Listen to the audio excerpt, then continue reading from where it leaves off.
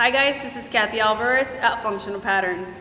For today's video, I'm going to be demonstrating an exercise that is going to help you activate your glutes in a functional context.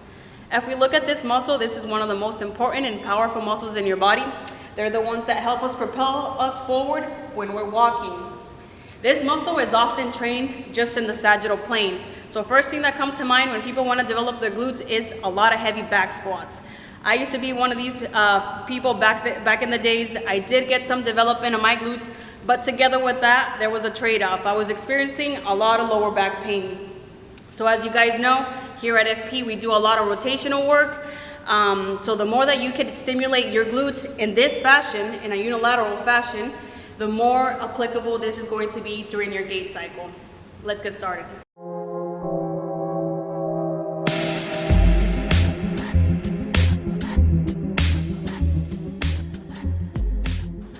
Alright, so to begin this exercise, all you're going to be needing is 2 dumbbells, a kettlebell, and a stretchy band. Okay, so this band, I'm going to be putting my foot inside this loop right here. I'm going to step back to give myself some resistance, and we're going to be going into that unilateral stance. The goal with this exercise here is to train that primary function of your glutes, hip extension. Okay? Very important that if you're a person who tends to do this when you're lunging, your knees coming forward, this is also going to be useful feedback right here, because if this is pulling you forward, you have to fight it, making sure that your knee's not coming forward. So that's another great way to get out of that habit. If you're that person that, you know, is always shifting their knee forward, in my experience, pain. Okay, so from here, right leg is going to be forward, left leg is going to be back. I'm going to start with good thoracic extension, pulling the navel in, all that good stuff, the basics. From here, I'm going to be going into a pendulum swing. So just allowing the dumbbells or my arms to come back and forth. From here, I'm going to go into hip flexion, a slight hinge.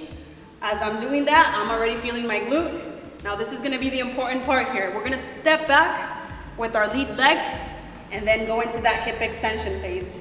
Very important that when you step back, you don't go into hyperextension of your lower back. Okay? Make sure you're remaining that neutral spine, pulling the navel in. We're going to come forward, step, and bring the dumbbells overhead or over the shoulders. If you want more resistance, you could always step back. Okay?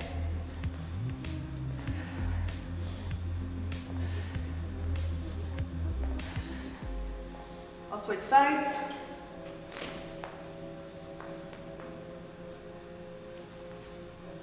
Okay, make sure you're controlling this movement on the way coming forward. You don't lose your structural integration. Okay, very easy exercise to perform anywhere you're at. Again, great way to start firing that glute on the primary function, hip extension. I hope you guys found this video useful. This is Kathy Alvarez at Functional Patterns, reminding you to live intentionally and not habitually.